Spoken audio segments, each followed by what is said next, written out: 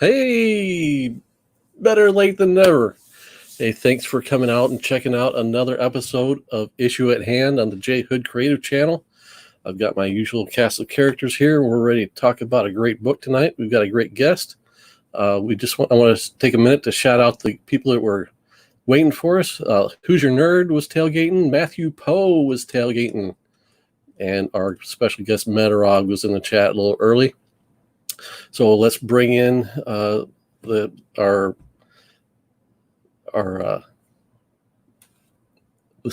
it's going tonight, guys. I am frazzled. Sorry. And C. Wooder's popped in. So let's restart. Let's bring in our panel. Comedy of errors. Let's bring in our panel. There's Coach Vic. How you doing, Coach Vic? I'm doing all right.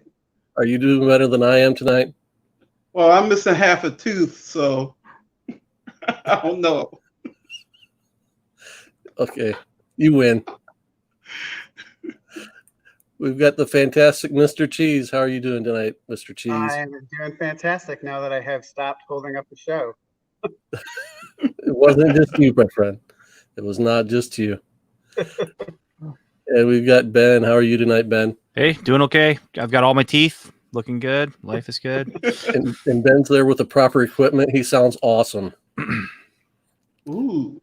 And then let's bring in our special guest tonight, Roger Metarog, as he's known on the YouTube comic community. Woo-hoo. Man, thanks for coming out and joining us tonight, Metarog. It's going to be a great discussion. I think so. Yeah, I think so. I hope so. I want to shout out, who did I see pop in the chat? C. Woodard 19 is here. You know, he's a Crisis fan, and he's here tonight because Metarog has picked for our copy, our issue tonight, our issue at hand is Crisis on Infinite Earths. I've got mine with a George Perez scribble on the top. Metarog's got his copy there. Coach Vic and fantastic Mr. Cheese went digital. Ben, do you have a copy of Crisis number 7? Yeah, I have the Walmart copy that I picked up a couple weeks ago or a couple months ago. Very nice. But it doesn't have the whole issue in it. Like it's got a whole bunch of different things in there, but it doesn't have the whole issue number 7 in there. Oh man. So I do have this. That's a travesty. Yeah. Indeed. Yeah. I was trying to figure out what the thinking was, but that was tied into the CW Crisis. Oh yeah. And there's actually 2 original stories in there that were by Wolfman, and that were part of the canon of the TV show. And so, do you think it was? Did they give you the first half, and the second half was going to be continued in the follow-up issue? No, it's the second half. I think they tried to give just enough of issue number 1 and that issue that you kind of know what's going on. Yeah, no, I mean, all the good stuff from issue 7 is in here. You know, it's the build-up that's missing. So you have to fight in the antimatter universe, but you don't have the setup for it. Yeah, exactly. Okay. Yeah. So I actually didn't read it from this. I just bought it because I've been buying a lot of these. So $5, 100 pages, Walmart. It's great. It's a deal. It's the only way to get new Swamp Thing stories. Like they have an ongoing Swamp Thing series at Walmart. That's Yeah. Good. Hey, we've got Kay Titus joining us and Dave Enrique, and then we just had Mark Knapp hop into the chat. So thanks for joining us, guys. So we'd like to start the show by asking our guest, can you give us a little bit of the background on how you encountered this issue? Okay, very well. Well, back in 1985, I was a college student, and what would happen, right, is that I tried to make it so I would have no classes on Wednesday afternoon. So I would have Wednesday morning classes, and then I would jump into my 1978 Regal and drive down to the local comic shop to pick up my pull list. And this was especially one of those. I remember that day very well, actually, because obviously, you know, a huge George Perez fan and Marv Wolfman fan. So this is like a synergistic, you know, perfection as far as I'm concerned between this collaboration between these two masters. So I rushed down there to get it because there was big hype. You know, we didn't have the internet, but we did have, anecdotal, talk and things, and we had the previews, and we knew something big was going to happen. We weren't exactly sure, something to do with Supergirl. So I rushed down there right after lunch, and boom, picked it up out of my. I couldn't get down my money fast enough to get this puppy home to read. So you bought it fresh off the shelf, and this would have been in 1985. Is that right? Correct. Summer of 1985, if I recall correctly. I was doing summer classes, I think, at the time. Yeah. So where we're located geographically, we're a bit in the sticks, as they would say, and it was worse in the 80s before we even had shopping malls and things like that. But I can remember having a used bookstore with used comics in it, but we did not have a local comic book shop by any means. So yeah, there weren't that many. This was Miami, Florida. This is where I was. Gotcha. Where I grew up, and we had, that I recall at the time, we had 3 in my area. There were more, in the county, but in the area that I lived, there were 3, and they were all actually within like a few miles of each other. So generally I would hit all 3. Yeah. Just in case if they didn't have something, or sometimes they forgot to pull something in your box. I would hit all 3 just in case, and of course, back issues and I lived in the quarter bins, so I went anyway to every week just to make sure that I got as much comics that I could for $5. Right. So what other books would have been in your pull at that time?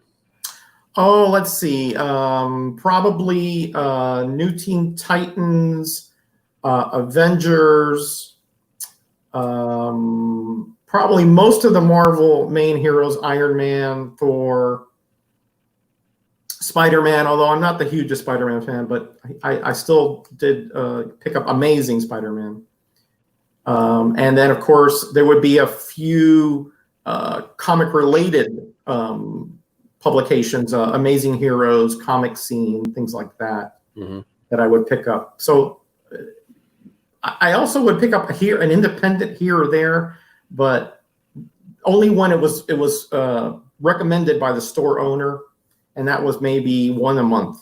But the main Marvel titles, a lot of the DC titles, especially the team books, I was big on the team books on DC, not so much on the individual books. So you mentioned that you were already a Wolfman and Perez fan, and you mentioned that you were picking up New Teen Titans. Yeah, I think that's really where this creative team really got their steam rolling, was in that title.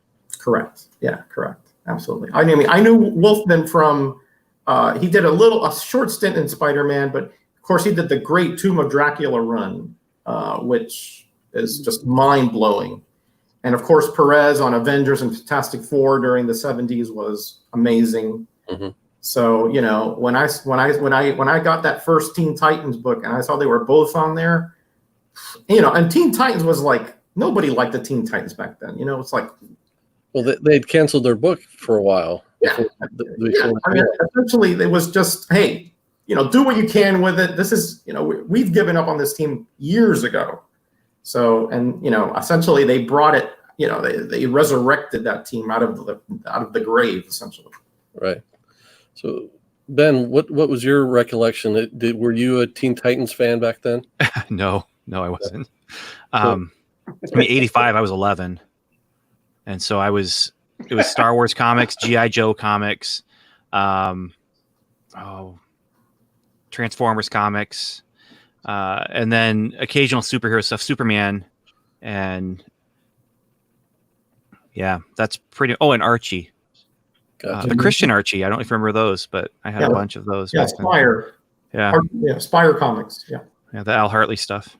So were you able to experience this new off the shelf, or did it come to you later in life? It came to me way later in life. I mean, I was aware of it when I started getting into comics. In college, I became aware of this is an important thing, but it wasn't.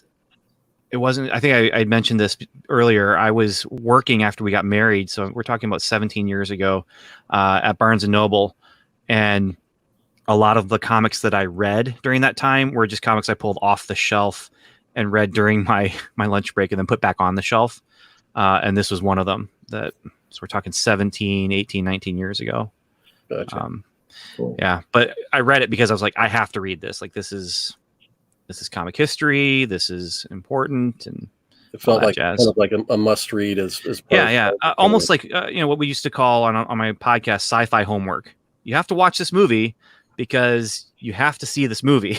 Right. And then you can leave it, but, and that's the same kind of thing with this. The difference being this was really, really good. So let's take a quick minute and shout out the new participants in the chat. We've got Captain Comics stopping in. Good to see you, Captain. So before we start diving further into this book, Coach Vic or Fantastic Mr. Cheese, do you have any questions or anything for Metarog before we start getting rolling? I love that stare. All right. And we've got Man Cave stopping in. Good to see you, Man Cave. Hey, Parm, how you doing, buddy? All right. So, Well, again, what do you collect now? What kind of books do you collect now? I don't collect current comics. The only one that I am going to be picking up is Metal Men. I'm a huge Metal Men fan. And there's a new series that came out some months ago. Of course, the whole COVID-19 has sort of put a kibosh on the local shops. But I am going to be picking up that series. I think it's a 12-issue limited series. Mm-hmm. So that is one thing I'm going to pick up. But I haven't bought new comics close to 20 years now. Oddly enough, Metal Men series written by Dan DiDio. Yeah, Dan DiDio. Sure. He'll be on to finish it, too. Yeah. Oh, really? Yeah. Oh. I mean, he's still a freelancer for them. What was the last book that you acquired then? The last one I acquired probably was 1998, somewhere around there. Now, you see, once the Image, once Marvel went bankrupt, or at that point was going through bankruptcy proceedings, and they essentially gave up all their big properties to the Image guys or ex-Image guys, I felt betrayed. The characters changed, dramatically for me. They were no longer the characters that I grew up with. So I sort of just gave up on Marvel altogether. And I did pick up, I was picking up DCs through 1998, 99. Probably you're talking JLA, Legion of Superheroes, certainly, things like that. But after 2000 or so, I had a lot of financial issues, so I had to concentrate on getting those taken care of. So I gave up on those things. I wasn't really enjoying them that much anyway. So. Yeah, okay. The 90s was, if you were a completist collector like I was, you stuck through it.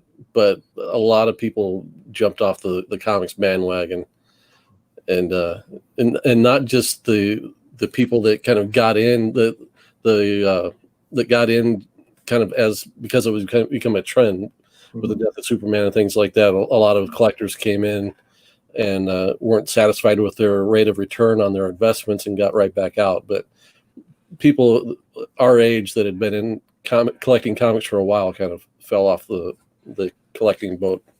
Yeah. At that time too. Yeah. So let's dive into Crisis on Infinite Earths, number 7 specifically. All right. Love it. Yeah. So Fantastic Mr. Cheese, you've been quiet so far. Let's get your initial thoughts on the story as a new reader. What'd you think of it? Well, what was interesting is because this is in the middle of a 12-issue arc.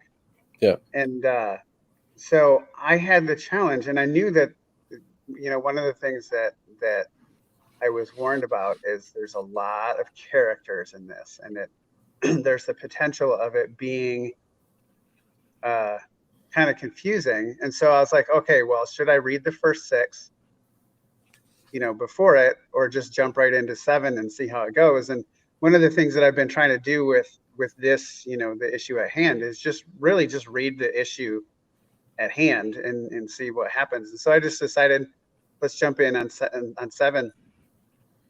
And it was great. Obviously there's a ton of characters that I didn't know exactly who they were, but I didn't feel lost at all because it spent with the first half of it just really kind of laying stuff out. And so it was good. So when the action really started to kick in towards the, in the latter half, it had meaning to me. I mean, it meant something and stuff. And so it did take me a little bit of research afterwards because I'm so used to the current TV version of Supergirl with no headband. I didn't realize that she was like the main one. So when she died, I was like, oh, okay, so a Supergirl died. But once I figured out that it was really her, then I saw the impact of it. But I liked it. It was good. I'm not as big of a large ensemble, a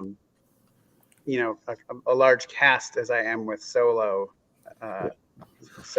and stuff. And so, but I enjoyed it. It was good. Cool. Yeah, that's the one thing I did pick up on. And of course, I had read it a couple times in the past, but I figured, yeah, I'm just going to come in as kind of the way the show goes and just read the one issue. And I found the same thing, that it really did stand up well on its own. Yep. And I think I had forgotten that this was the issue that they kind of gave the kind of the origin recap of Kronos and what started the entire crisis. Yeah. So, Coach Vic, what did you think? Well, a little different from Pete is a couple of weeks ago, I had to read issue 1 for Clobbering Time. I think we did trivia based on issue 1 or something like that. And so I got all kinds of lost reading that because it's about introducing characters. It was like characters on top of characters on top of characters. Yeah. But then when I read this one, I'm like, okay, we're dealing with this group. And remember, I love the TV shows, okay? Except for I hate the Crisis on Infinite Earths on the TV show because I was just lost. I was lost.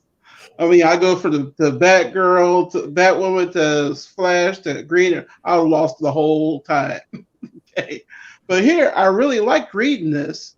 I mean, once it got to the middle, we got all to the history and everything, I got lost again. But the beginning and the end were strong. I mean, I really like those. And like Pete said, it's easy to follow for a standalone issue too. Except for I got lost in the middle. Kept getting loose. When they got deep into the Kronos history of the DC universe, or origin of the DC universe. So, okay, Ben, what are your thoughts? Your initial thoughts on the book? I actually went ahead and said I'm going to reread this whole thing, and so I started with issue 1. I haven't read past issue 7, and I don't know. I'm going to say that was intentional for some reason, to not know what happened afterward or whatever. But I do know what happened. But it was interesting because I remember it being a long read when I read it before, and I didn't remember much else other than here's the big events, that's happening with the Flash and with Supergirl and the universes and the vibrations, certain things like that just stuck out at me. Reading through these 7 issues, the 7th one is the best of all of them, because there was some times when it was a little bit of a slog. And it was just like getting past the whole, it reminded me a little bit of the old G.I. Joe miniseries cartoons where it's like, here's the problem. The machine blew up. Episode 2, find the first piece of the machine. Episode 3, find the second piece. Episode 4, and put them together and have a big battle at the end, And so there's a little bit of that kind of going on. We just have so many things happening. And I'm not sure how much of it is meant to be filler just because they had to do 12 issues. But then this it was a double length issue and it didn't feel like it. It just was I don't know. And there's just some really glorious stuff throughout the whole thing. But this issue had some just glorious, the double page splash. I'm just going to, I would love to have that double page splash of the whole group of them just swooping in. That would be a great poster. That would I would love that. But it's just, episode or issue 7 was just probably the most fun that I've had reading comics in a couple weeks. So. All right, Metarog, your turn. What are your initial thoughts on the book?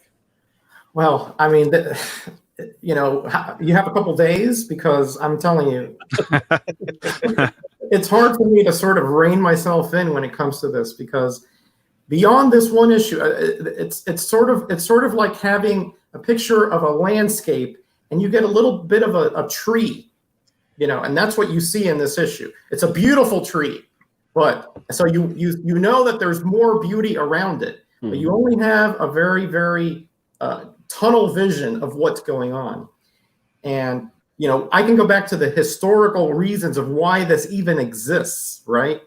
I mean, we're talking about the unification of various universes that DC made a mosh pit from, because so many different writers and editors just did whatever they want. So the only way they could explain it was to say, well, that happened in a different universe. So when it says Crisis on Infinite Earths, that's not exactly untrue. Yeah. If I could just interject real quick too, the DC comics I read as a kid confused me, because I had some that had different versions of the characters I didn't know. Like this series was created to fix it for people like me, because I just had no idea who is Huntress and what's going on with Batman and Catwoman, and just and I had one issue of a Justice League mini crossover with All-Star Squadron, and I'm like, what is this? Who are these? And it just, they made this for people like me as a kid, because it really was confusing. Yeah. They tried to simplify the continuity. Marvel was very good at very tight continuity. In other words, what happened in Spider-Man had repercussions in the Avengers, Daredevil, etc. In DC, something could have happened in Batman, and it totally contradicted what happened in JLA, and writers and readers were very confused. But I'll try to rein it in, James, for this show. All right. Supergirl, I think, Mr. Cheese, I think, was it you who mentioned that she was sort of like the main focus here, right? Yeah. And this issue, the reason I picked it, and the reason it's my favorite, is because it has so many different layers of awesomeness. Okay, there are moral lessons here. There are questions of grandeur, of bigger than we are. We're talking about faith. We're talking about humanity. We're talking about heroism. We're talking about cowardice. We're talking about perspective. All these different intangibles that when you read the issue and you read it with that in mind, it's so complex, right? And I think, Vic, the reason you were confused in the middle is purposeful, because there's so much to cover here, and to segue the history of the big. I mean, can you imagine the scope of trying to explain the creation of these different universes, and then the reason why they are being contracted, and then finally have the action or the climax or the reaction to that? It's a lot to sort of digest. So yeah, there's going to be some points of indigestion, for lack of a better term, in the story. And that's why I think Wolfman, the writer, Marv Wolfman, at the time, he got a lot of flack for saying, boy, this is so complicated, complex, confusing. But if you go back and you read and reread it, in other words, after you have read it the first time, it's sort of like an epiphany comes over you. And you're saying, oh, this makes sense. This fits. The puzzle pieces do go in, even if you have to sort of push them a little bit, right? Mm-hmm. But this particular issue, Supergirl was always, not always, she was always very often sort of, put to the side. Superman was the hero, and Supergirl was just sort of his cousin, She didn't really have an arch villain. She didn't really have a grandiose history. She didn't really have an event that she could hang her hat on and say, I have arrived, And ergo why she was disposable in this issue. Right. But the way that the story evolved here, and the way that they showed that her heroism wasn't based on her feats, it was based on her innate characteristics and love for not just her cousin, but for everybody. And that was just so well done. This is still to this day, it gets me choked up. You know, when I see those last panels and Superman says, let me see if I can quote him. The days will be very short now. The day and the nights that much longer. Mm-hmm. Yeah. Powerful stuff. If you've ever had a loss of a loved one, you know what he's talking about there. You go on, but things are never the same. So because of all those reasons, guys, that's why I picked this, and I wanted you guys to read it so you can have at least a little bit of an experience of what I went through all those many years ago. And the impact that it had upon me, not just as a comic reader, but as a person also. Yeah. You're a great student of the comic book art form and kind of the history and everything. I understand that the origins of let's do this Crisis on Infinite Earth story to help correct the continuity of DC Comics was Marv Wolfman's idea. And he kind of really he got Dick Giordano on the board, and they were both kind of hand in hand working towards this goal. But they kind of had to bring some other people along kicking and screaming. Is that correct? Yeah, that's correct. You have to remember that there was a lot of pushback. People now had to be mindful of the editing and the continuity of their stories. Before it was sort of like the Wild West, you know. Well, you sort of had to have a continuity with the character, but not with the whole DC universe. So yeah, there was a lot of pushback because now you have to kowtow to the editorial mandate of keeping this universe together and coherent. Mm-hmm. Even Marvel had issues doing it, and they have been doing it for 20 some years. And now these people are starting it from the opposite end. So yeah, there was a lot of pushback from the editors especially. So I want to shout out a few more people who joined us. We've got Comic Kid 84. Good to see you, 84. Hey, Kenny, how you doing, buddy? Okay. Bear Island has stopped in. The Gray Man has stopped in. Wow. Hey, Gray. Thanks for joining us, guys. So I have a question. Yeah, go How ahead. often did this book come out? Was it monthly, bi-weekly? Crisis monthly. Yes, monthly.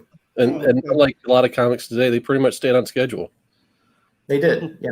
Yeah. Wolfman had, I think, 3 or 4 issues in the can before they published the first one, because he took a hiatus from the New Teen Titans, he and Perez, to do this, because if you think this has a lot of characters, issue 10 has every single character, like in the whole DC universe in there. I mean, and to keep characterization so well done. I mean, here he's talking not only the DC universe, you remember they had just purchased Charlton universe, okay, which was a whole another slew of characters. So you see Blue Beetle in here, Captain Atom, Nightshade, those are all merged in from Charlton. They had the Fawcett universe, which they had gotten some time back, which is, we're talking about Bullet Man, Captain Marvel, those guys. So it's this was an incredible feat. I mean, James, you're an artist. You know how difficult it would be to do a different face and do it well, and all the different action and the layouts. I mean, I can't imagine George Perez must have not slept for a year doing this project. It's complex.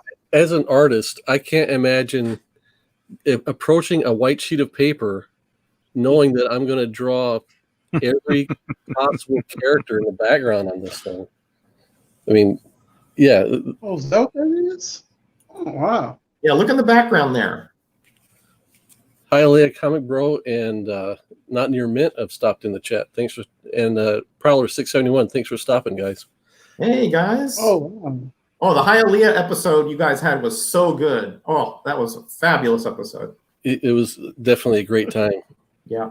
I mean, Yeah, just from Lee is the best. Can't find my glasses. Yes. I've lost my glasses. So I'll have to imagine I can remember what this art looks like close up because I don't have my glasses on. Yeah. But yeah, so the fact that not even that he's drawing so many characters in a panel, but also the amount of panels he's putting on a page and the amount of dialogue that's being planned into the page is incredible. It's amazing. It really is amazing stuff. I don't have time to count how many panels that is. Yep. Because again, there's so many running subplots here. There's so many different Earths that are being represented. And notice he has like a vertical panel that you can go by or a horizontal panel. Just amazing. Right there. Those are all the different Earths. There's Earth 1, Earth 2, Earth X, Earth Charlton, whatever it is. Is that S, I think? S, right. S, that's right. S was Fawcett, wasn't it? S was Fawcett. Yeah, Oh, Shazam. yeah. Yeah. It might have been Earth C. I don't know. It might have been Earth C. Yeah, I don't remember now. But it's this was a glossary or something, so you know which Earth was which. Yep. That's the pages. That's I'll post it one. Yeah, that's it right there. The one that's oh man. That's so cool. Stone, keep there. Oh, it's amazing stuff. That is amazing. Two Supermans. I mean, it's just there's so much neat, so much awesome in that. Yeah. I mean, again, you say two Supermans. That's a Golden Age one, and then there's the modern Superman. So, and you notice they had temples. They had to put some gray on the temples to differentiate them. Now, me as the lazy artist, I would not have made everything in stone, so I have to draw every detail. Yeah, there were no here. I mean, it's really. I can only imagine that this is some kind of penciler gymnastics to be able to do something to this specificity over and over and over again for a year. I can only imagine. Pages like this with this many panels, and it takes you only about half a minute to really absorb what's going on. Without reading the dialogue, you get a perfect understanding of what the action is. Right. And that's one thing that Perez is so good at, maybe one of the best ever, James, is he can tell a story artistically, which is, an amazing talent. Even if you have no dialogue, you could follow along and see and sort of make out what is going on. He is just so good at that. I mean, I talk about that on Graders Notes, which is another show I do, that the artist is a storyteller. He is not just an illustrator. Yeah. And it's difficult to conceive that when you have so many, you have a writer, obviously, but that's his main job. But if the story does not follow the writing, there's no synergy there, and there has to be. Hey, Biggie Shack's in the house. Oh, what's up, Big? Vic, there are two indexes, okay? There's this one here, which is it tells you what each issue, the characters and what Earth they come from and all that stuff. And we're not even getting into the crossovers. There are months of crossovers, and that's the crossover index here. So a lot of the regular titles also had some subplots that went through them. And some of them are very critical, and others are just, you don't need to even read them. Right. Yeah. I did notice there's a note in one panel to look at, like, what was it? Green Arrow or Arrow number 40 or something like that. Green Lantern number 40. That's the Green Lantern. Yeah, I knew it was green something. Yeah. And then if you want to know what the results of the crisis was, pick up History of the DC Universe by Wolfman and Perez. Yep.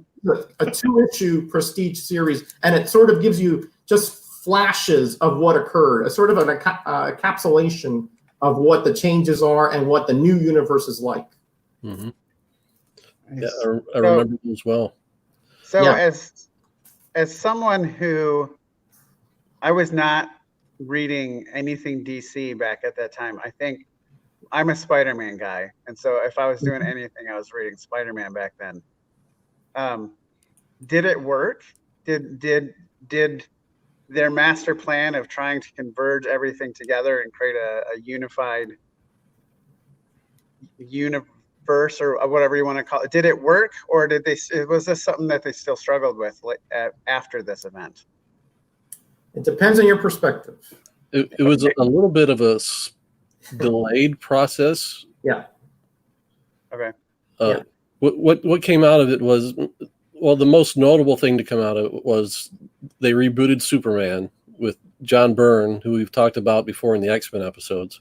Yep. Came in as writer and artist on, I believe he wrote 3 titles and drew 2 of Superman, and started out with a 6-issue miniseries called The Man of Steel that retold the origin, and John Byrne kind of picked and chose what parts of the origin to keep and what to ignore or write out of history. And I mean, one of the big conundrums was how could Superman come to Earth, crash, Mom and Pa Kent pick him up as a baby, raise him, he grows up, goes to become Clark Kent, newspaper reporter, and then also have Superboy, the stories of Batman or Superman when he was a kid, where those two things couldn't both happen. Okay. One title told the history one way, the other title told the history the other way. So when John Byrne came in, he had to decide, okay, which was true? Did we ever have a Superboy? So at that point, Superboy was written out of DC Comics. Okay. Gotcha. Yeah. Yeah, that happened in Legion of Superheroes 38, which is on other. By the way, that was another close second to pick here. And remember, actually, all 3, the big 3, were all rebooted. Mm-hmm. Miller did Batman, and Perez did Wonder Woman soon after. Yep. And so, but it's difficult to answer that question because it so much depends on your perspective, right? I mean, to me, I thought it was actually. Besides the actual greatness of and the amazing scope of what they did in the miniseries, I think that it did help streamline the DC universe to a good degree. Now there was some Vertigo, there were offshoots and things like that, but I think the revamps of Superman, Batman, and Wonder Woman were all necessary because they were all going in the tank. Batman, a lot of people don't remember. Maybe you remember, James. He was this close to being canceled. He plays a small role in Crisis. He plays a small role in Crisis. He plays a key role, but it's not big. It's not big. No, it's not big. But he was that close to being canceled in the early 80s. Okay, because again, it got confusing. You had Batman from the Golden Age. You had Batman with Robin. You had Batman and Detective and Brave and the Bold. And it seemed like you had sometimes 4 different Batman working in the DC universe. Mm. And Wonder Woman nobody could figure her out well. I mean, she was just, they even turned her into like a secret agent kind of person, karate thing back in the late 60s, early 70s. They were throwing things against the wall, hoping it would stick. Superman was so powerful, they had to come up with little gimmicks to try to make it difficult for his villains to beat him. So this made them a little bit less powerful, a little bit more human, as far as their flaws, and opened up a lot of story possibilities that they didn't have previous to Crisis. So to me, if you ask my opinion, I thought it was successful, but it eroded over the years, and then they had to do 0 Hour to sort of bring it back to to some kind of coherence, and then after that, it really went everywhere. It's always been a struggle for editorial to keep everything kind of going down one road when there are just so many books, so many people involved. Certain talent might have more pull than another and gets more done the way they want it versus what the overall big picture should be. Yeah. And one of the things that Wolfman and Perez introduced into DC Comics, there had been to a certain extent a few like extended multi-issue storylines, but not many and not a whole lot of note up until they did New Teen Titans, where they kind of picked up on what Marvel was doing in the X-Men, where there was a continuing storyline from issue to issue. So a lot of the Batman stories, the Superman stories, Wonder Woman stories were all self-contained, and you had to shoehorn in the beginning, middle, and end in every issue. I mean, Metarog, something might come to mind for you, but I can't think of anything real notable as far as like key storylines, other than maybe some of the work that Denny O'Neil and Neil Adams did. Yeah, I'd agree. I mean, obviously you had the League of Assassins and that whole kind of villainous aspect that Batman had to tackle, which was very interesting. And like I said, Denny O'Neil, Adams again, and you had the Green Lantern with the drug issues and the all the different, bringing it into the modern age, with the different social aspects that they brought in, which were interesting. But yeah, honestly, I can't think of too many more than that. You're absolutely right. I think a little bit maybe if you're talking about like what was done with like the Legion, Levitz and Cockrum. Mm-hmm. It brought a little bit as far as racial equality and things like that, but very tangential. But other than that, I can't think of too much, which I would say were powerful storylines. I can't think of too many. Yeah. So Ben, you going back to the fact that this was the death of Supergirl, you said you'd read the whole beginning of the series from issue 1 to 7. Was there anything in the previous issues that may have put more of a spotlight on Supergirl, or in any way was this kind of alluded to along the way? There was a really, and now it's kind of flowing together. There's a really interesting and good conversation between Batgirl and Supergirl. And I think it was in the previous issue. I don't think it was in this issue, where they're talking about being a hero, and Batgirl saying, "There's nothing I can do here. Like, this is out of it's above my pay grade, basically." And Supergirl's like, "No, like, look at all the police, look at all the firefighters. Like, they're just going in, running into danger."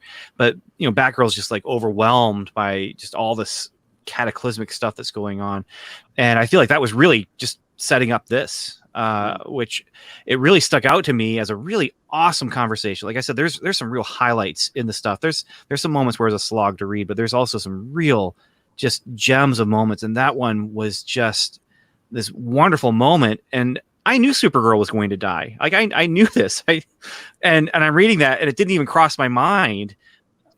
Then you get there, and Supergirl is doing the exact thing that Batgirl's like, "I can't do this. It's above me. It's stronger than me. It's bigger than me." And Supergirl's like, and she does it. She sacrifices, makes the ultimate sacrifice, going up against an opponent that's bigger than her, stronger than her, above her pay grade, so to speak. And it just, the payoff to that conversation, at least for me, was this is great. This is some powerful stuff that's going on there. Metarog, you mentioned it earlier. One of the big themes of this book is kind of what lengths a hero will go, or just the theme of being a hero and doing the right thing, doing the hard thing. Mm-hmm. You think of the real heroes in our lives, the first responders that always run towards the danger when everyone else is running away. I think Ben, that is a really good analysis of that little conversation. Sometimes those get lost in such a grandiose issue. But I agree, that sort of sets up, like, you knew that was going to pay off at some point, right? And she even says that, at the end in the eulogy, when Batgirl is actually eulogizing Supergirl, she sort of says, "Hey, now I realize a hero is not how powerful you are; it's how much courage you have." Mm-hmm. And so she got it. I think now, she's sort of carrying on the mantle of the spirit of Supergirl that sort of washed over her based on her conversation at the beginning and the results of Supergirl actually. A lot of times people talk a good game, but there's no action. Supergirl was action, and she saw that, and that made an impression upon her. One thing that I was watching a TV show earlier today, and the guy said, "You take Hal Jordan, you take away his ring, he's still a hero," and that really kind of stuck with me, made me think about it, because I really feel like these people, if you took away their powers, they're still going to be heroes. They're still going to try to do whatever they can to do what's right to save everybody else. When Supergirl's case, sacrificed herself. I feel like that is the impact that really made on the Dr. Light. Is that her name? Yep, correct. And I feel that's the thing, is she really saw that, you're a hero, about self-sacrifice, and just, even if I didn't have powers, I'm still going to do what I can to save everybody. And I really feel that kind of led to her, for lack of better term, salvation experience, where Dr. Light saw the light. Yeah, and that Dr. Light was actually created by the Monitor for a purpose, which will become clear at some point here later on. And she was actually sort of acting like a villain at the beginning. She was prideful, and everything was selfishness. And when she saw that, it's sort of like you said, she saw the light and went and said, this is what I wanted. This is what I want to be here. The selfless hero, not the selfish villain. Yeah, and Dr. Light was the previous Dr. Light was a male. So this is one of the earliest examples we've seen of gender swapping. But he was a Flash. Was it Flash villain or Green Lantern villain? Green Lantern villain, I believe. Dr. Light was a JLA villain, also to a good degree. Many times took them on, yeah. And made several appearances in New Teen Titans as well. Teen Titans, correct. Yep. Yeah. So, fantastic, Mr. Cheese. You're a writer of novels and things like that. What takeaways do you get about heroism from this particular example? As you guys were talking about the whole, even if you don't have powers, you can still be a hero. And that made me think of the scene, and I forget if it was how much it was talked about, but like the Superman with the gray hair was bleeding. He got hit or something, and he came in his, his blood coming out of his nose and on his hand. And if I remember right, they even kind of had this conversation about, these, Superman and the Superman and Supergirl, they were vulnerable. And so it was one of those things where she knew that, but yet she still threw herself into the situation, kind of thing. And just that, ultimately knowing that it could kill you, but you're going to do it anyway. I'm a huge Lord of the Rings fan, and that idea of Sam and Frodo going to deliver that ring and realizing, hey, you know what, we may never come back from this, but we're going to do it anyway because this is what needs to be done. And so it's a really powerful message. And I had forgotten about that until you guys were starting to talk about the hey, somebody without powers can still be a hero, and they kind of, the super men and girl kind of got to that point where there was something stronger than them, and ultimately, she gave her life for that. And it was really powerful. I love this scene. I love the panel. I think it's where, I don't remember the name of the guy she was fighting, but like his hand is right over her one eye or her face, yeah. And you can see her one eye, and has this realization like, I'm going to die. The anti-monitor, and that was right there. Thank you. Right there. And that was just that panel right there was so catching to me. It was just like that. That's the eye you're talking about, where she turned around because Superman, she wanted to make sure that they took him away, and that's when she blasted and ultimately killed right there. Yeah. Yeah, good one. My digital copy is on my phone, and unfortunately, my phone is in front of my face, and I can't this video, so I can't pull it up. But it was just really good. Yeah, you're right. They were in normally the Kryptonians would not be as vulnerable, but they were in the antimatter universe, so their powers were not quite. They were about half powered or so, and Yeah. And so they could, like you said, notice how shocked he was when the Golden Age Superman saw his blood, because he probably hadn't seen it in decades. Yeah. Yep. So he knew, oh, this is serious now. I mean, we may not survive this one. And yeah. But he was, like you said, they didn't say that. That's what to me defines a hero. It's the selflessness. Whatever happens to them is immaterial. It's it's saving others that is important to them. Yep. Right. I'm glad you said that, because my question was, if Superman and Supergirl can get hurt and bleed, how can they fly? But apparently they have partial power. So yeah, they were still powerful. Don't get me wrong. I mean, she destroyed the Anti-Monitor's casing, which was super, super strong. But she was just so determined to save her cousin that even though she was getting bombarded by all this radiation, she didn't care. She just she knew that if she did not handle that everybody else was going to die, and and if she didn't take care of that device, everybody would have going to die. So at that point, it was like she didn't care. She knew she was going to, pretty much, but she didn't care. I mean, it was the goal that mattered to her, the saving of lives. Everything else, immaterial. So let's take a quick pause in our conversation. And Coach Vic, are you prepared with our historical, current events from 1985? I'll keep it short and simple here. How about that? Sounds good. So in 1985, Route 66, which takes you right by Ted Drew's in St. Louis, Missouri, home of the frozen custard, it was disbanded as a highway in 1985. Who knew? And then the first .com was sold. That would be Symbolics.com.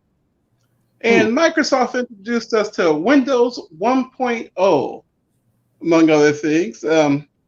Let's see. Coca-Cola introduced us to the New Coke, and then also introduced us to Coca-Cola Classic a little later on. And then they got rid of New Coke.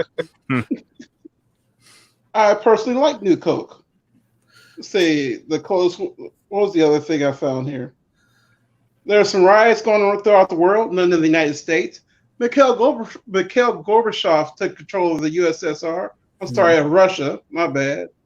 Nintendo, the NES came out, and it did so until they brought a little game called Mario Brothers to the market, or Super Mario Brothers rather, and then that took off. That's it. Yeah, Super Mario Brothers. They skipped over Mario Brothers. My girl Whoopi Goldberg brought it to the silver screen in the color purple, along with Oprah and like a billion other people. But the best work Steven Spielberg has ever done. I know that'll get me in trouble here. Michael Jordan was the NBA Rookie of the Year. And let's get down here to the really cool stuff. Yeah. Movies, Back to the Future, Rambo, First Blood Part 2, Rocky 4, Out of Africa, Cocoon, Police Academy 2, I Miss Michael Winslow, and Mad Max Beyond the Thunderdome. And after the Grammys, a bunch of artists got together, even though Prince got arrested, to give us We Are the World. We Are the World. They USA for Africa. They raised a lot of money. Live Aid was that year too, and they raised some $50 million for Africa. For Ethiopia and Africa. And last but not least, 1985, St. Louis Cardinals were the National League champions. You had to put that cherry on top, didn't you? Yes. Notice I didn't mention the World Series. Yeah. Is that when they beat the Royals? Don't get me started about the Royals and Don Dinkinger. I'm sorry if I'm bringing up that. Dinkinger. I mean, JP's happy. JP loves Don Dinkinger. Dude was out by a mile at first base. Just saying. Sorry. Got brother worked up.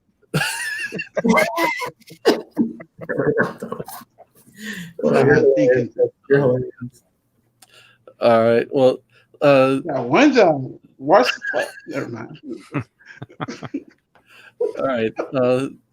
We're approaching the hour mark, and we usually try and contain our conversations within an hour. But I know, Metarog, you probably have a lot more to go over. Do you have any last parting words about the book you'd like to leave? Well, like we say, I agree with that. Supergirl is sort of the focus, but there's much more when you read it, especially if you don't have the setup stuff. You got. I think Pariah is another character here that we sort of see another dimension to who he is. He is the character that is looking for atonement, and he lays out his sins, and he is desperate to make up for them, and there's a lesson there too, right? That he could have just said, well, I did this and the heck with everybody, but no, he wants to make up for what he did in any way, shape, or form.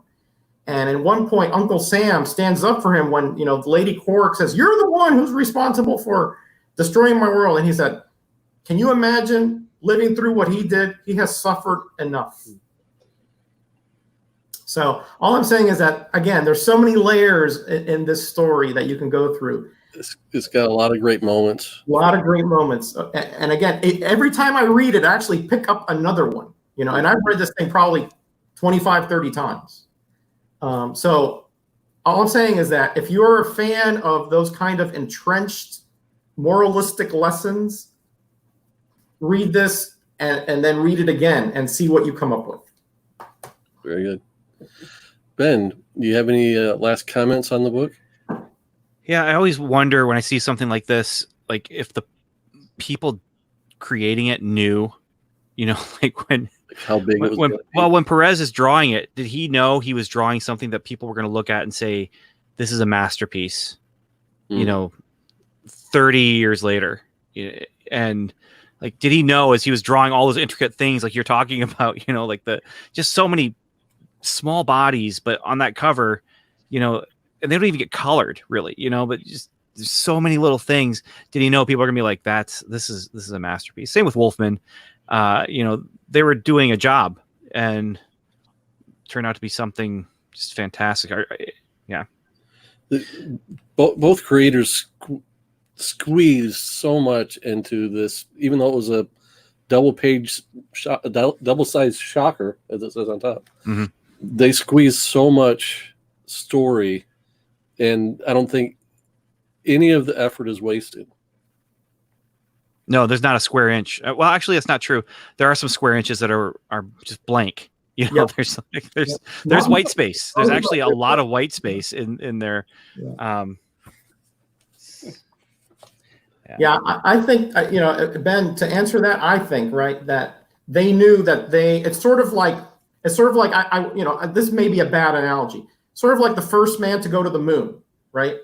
You know that if you're successful, everybody's going to talk about it, and if you're not, right? The bottom is going to come out of it, right? See, look, there could have been another panel right there.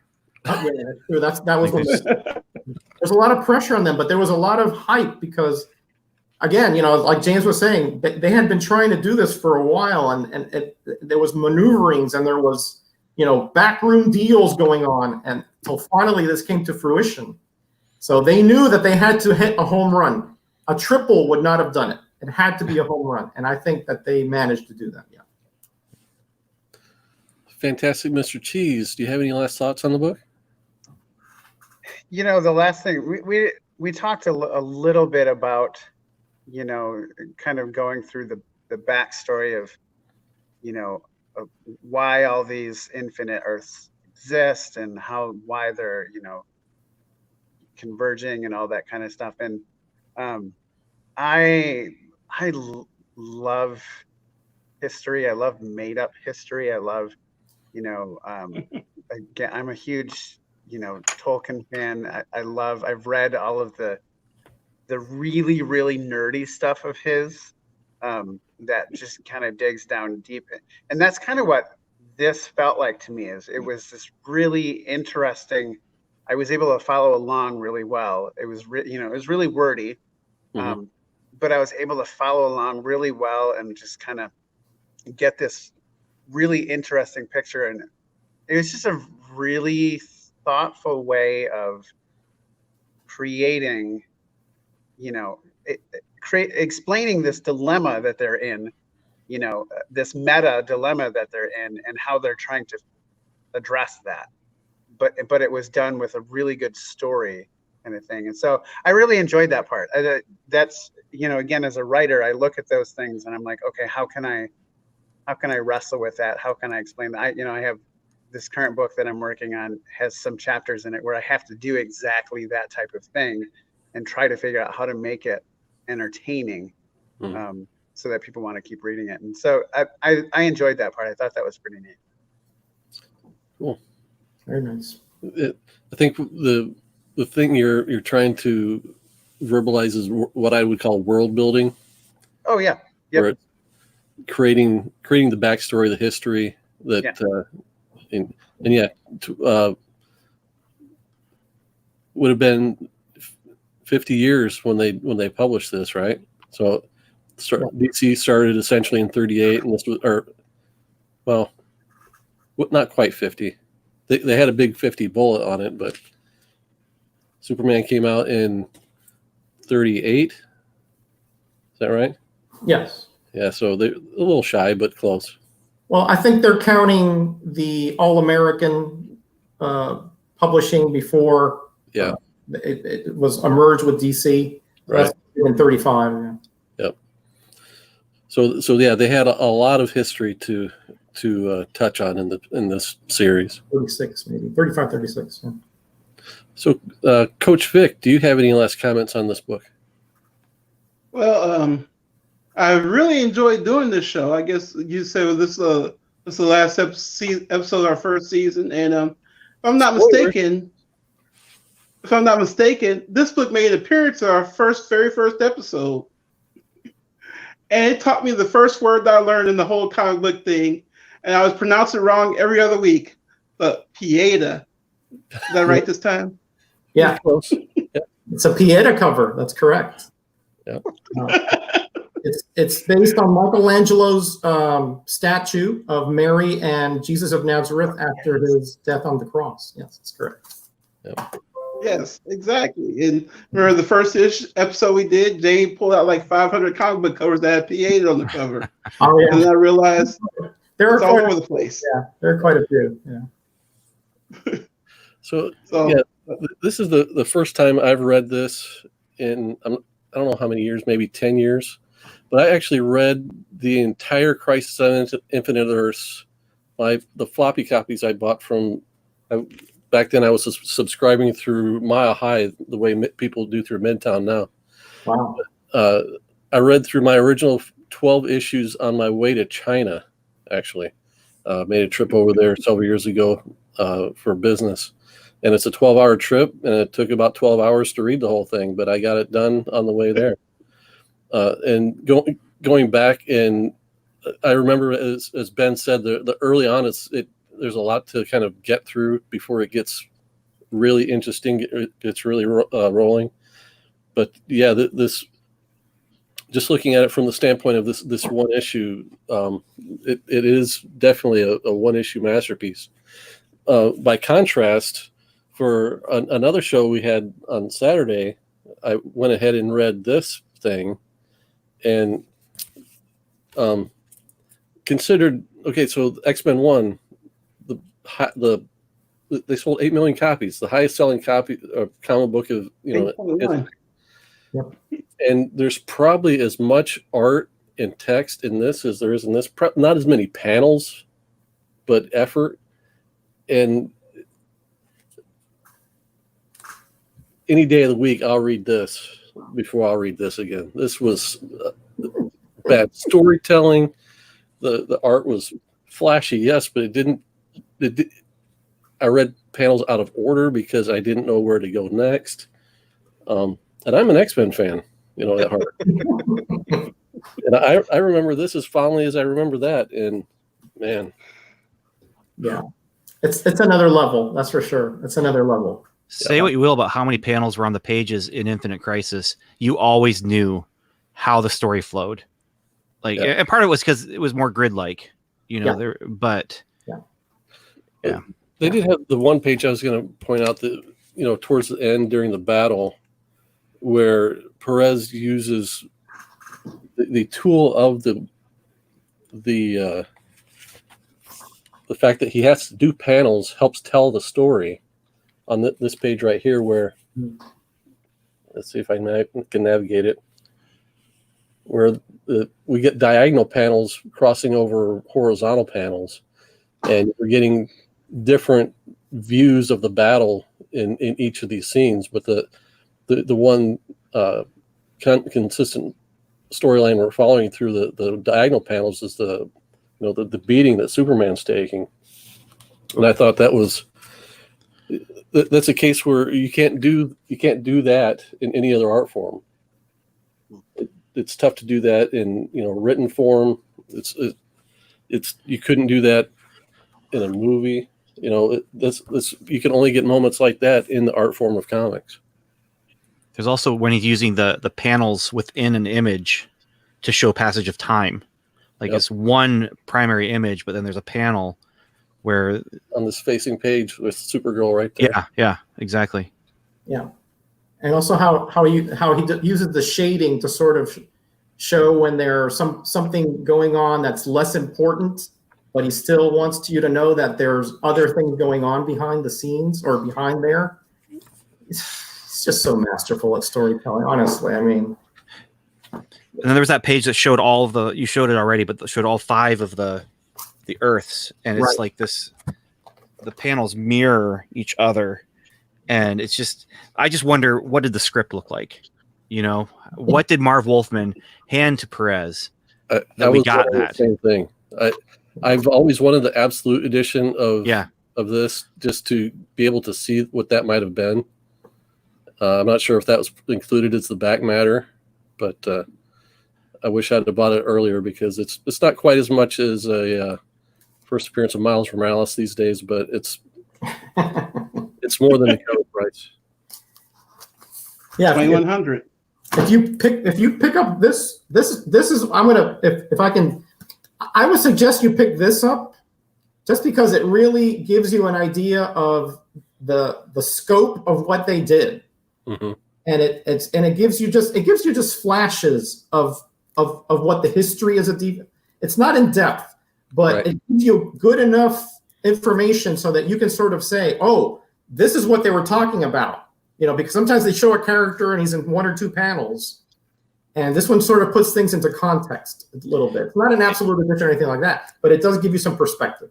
Is it a sequential storytelling or is it text? No, it's actually mostly art. Okay. Yeah, it's like, let me just show you a little bit just so you can sort of see what I'm talking about. It's hard to explain, right? But it's text. Okay, yeah. With art, right? And it is also by Perez and Wolfman. So it sort of mirrors a lot of what happens in Crisis, but it also goes back further sometimes when it's relevant. Okay. But it's beautiful, and this is like high quality paper. This is not newsprint.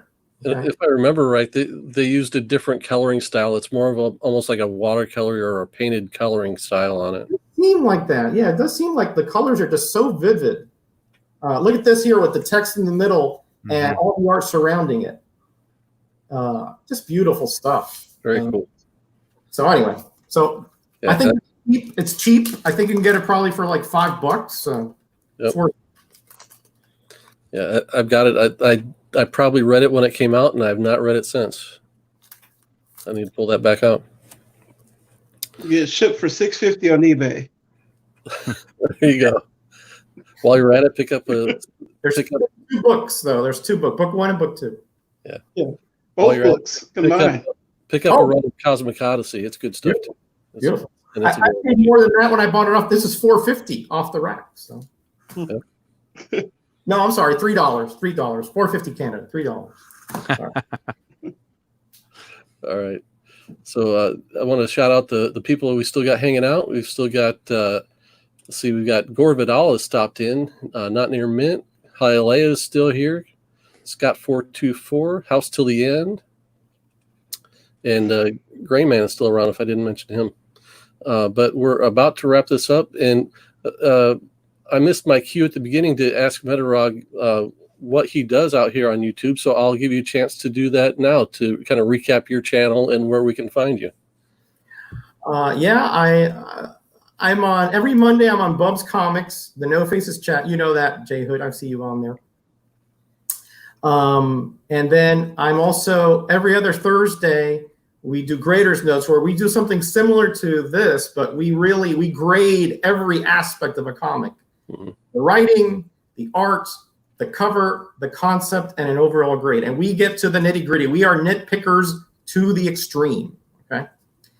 And then I also have in my own channel, I have every Thursday I do a comic contest roundup where I look at all the different contests, comic related, on YouTube, and I give you the parameters or the rules, the requirements, and I give you a link so that you can go and support that channel. And I have won over 24 contests in my 2 years plus on YouTube. You won mine. I had one for 1,000 subs. And the best was Jay Hood's and his Ghost Rider sketch cover, which is like on my wall, right in the middle there, Jay Hood. I'm not in my room right now because my wife is actually doing another live stream. But it's up there, and Biggie loves it. I sent him a picture of it because he wanted to see it again. So that's just something that I got from Silver Age Dave. He's sort of a legacy there. Mm-hmm. And then on my own channel, I do special videos doing things like this, nuances, comic book nuances, comic character appearances, story element differences, very obscure references and things like that. I love the minutia of comics, if you haven't gotten that from my conversation tonight. And then on Genome Presents, actually Genome, Matt, the boy who had 7, Super Russ, and myself have started a new Christian channel where we do Bible study every Friday on a certain chapter. We just did Job 1, 2. We're going to tackle Job 3 this Friday. So I thought the first one, I liked it. In my repertoire, shall we say. I recently wrote a comic book about Job. You did? Yeah. Is it published? Yeah, it's called Job, and it's published by Kingstone. It's a place in Florida. But yeah. Okay, I'll definitely check it out. Yeah, great book of the Bible, and I've read it many times. And every time I read it, I pick up some other nugget of wisdom. So we're just trying to learn from each other and from the Bible. So that's what we do on Friday afternoons. Very cool. All right, so we'll wrap this up. Coach Vic mentioned a little bit ago that we're going to consider this the end of season 1 of Issue at Hand, and there are a few reasons why. It's not any one thing, but one of them is to be able to allow myself to do other shows in prime time, whether that's guest starring on someone else or doing a special on just one single subject or something like that. It just allows me the flexibility to be able to do that and still maintain everything I've got going on outside of YouTube. So that's one of the reasons. And but there are a few other books that I would like to cover, and I don't. The concept of Issue at Hand is we invite a guest, ask them what their favorite book is, or one of their favorite books is, and we bring them on and get to know them and the book. In this case, I've got a couple books I would like to talk about, and I'm looking for people that would be interested in coming on and reading the books and talking about them. And again, with Issue at Hand, we only do one single book. With this concept, we would do the entire storyline. It's only coincidence that they're both written by Frank Miller. But one of the series I would like to go over is Give Me Liberty by Frank Miller and Dave Gibbons, published by Dark Horse back in, I believe, the late 90s. It's a 4-issue prestige set. I've only got 3 issues, and I've got one in the mail, issue 4 in the mail. And I just remember what I read of this really fondly, and I've only read it once, and I'd like to go back and explore it again. And then this is a series we actually talked a little bit about in our last episode about Daredevil.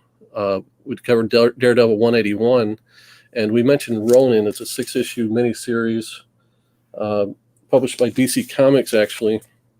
And this is the era, kind of, I believe, between Daredevil and The Dark Knight Returns for Frank Miller. So it's a little bit of a transition piece. So I'm just putting it out there. If anyone in the community is interested in either of those two titles and would be interested in doing a show about it, get a hold of me through IG or be seeing me in a chat somewhere. And I'll be talking to my usual panel and see if they're into it or not. And anyone that is invited to come on, and we'll set up a date. But we're just going to keep it a little bit flexible and not say we're going to do it on this date, that kind of thing. We'll play it by ear a little bit. And it might be a different night instead of Tuesday, maybe a Thursday or something like that, but we'll see. One of the things I want to do real soon, and you can see a couple pieces of tape on the wall behind me. I'm getting ready to put up a wall of books. And I think one of the first special I'm going to do is just me picking out what books are going to go on the wall. So I'll be showing off some of what a Biggie Shack would consider bangers. And we'll go through, and maybe we'll develop a theme. Maybe we'll do all X-Men or all Batman, or one creator or another, or just pick out the best books in my collection, and we'll put them up on the wall. And then over time, I can kind of rotate through and do different themes or subjects or something like that. So cool idea. Cool idea. That's what I've got going on. And then, of course, we'll continue our Saturday morning show every 2 weeks, clobbering time. It won't be this Saturday, but the following Saturday morning at 10 a.m. Eastern time, where we'll talk about something related to comics. We'll do a little pop quiz, have some fun infotainment, and carry on as usual. But I want to especially thank my regular panel, Coach Vic. You've been integral in helping me develop my channel. I appreciate you participating in Issue at Hand. Fantastic, Mr. Cheese. I like the fact that you've participated all along the way, and you've mostly liked what we've read. You've enjoyed what we're exposing you to. And Ben, I really thank you for coming on and kind of offering your more experienced eye, going over the things that we've gone over. So once again, just thanks, guys. And I'm not saying this is going to be the last show. Maybe we'll do another season, maybe start in the fall or something like that. And I'll check and see if you guys are still interested at that point. And we have lost Roger, but that's okay. But with that, we'll sign off. Anybody have any last words before we go? The same blank stare. Godspeed, everyone. All right. We'll talk to everybody later. Remember, faith, family, comic books. We'll see you next time.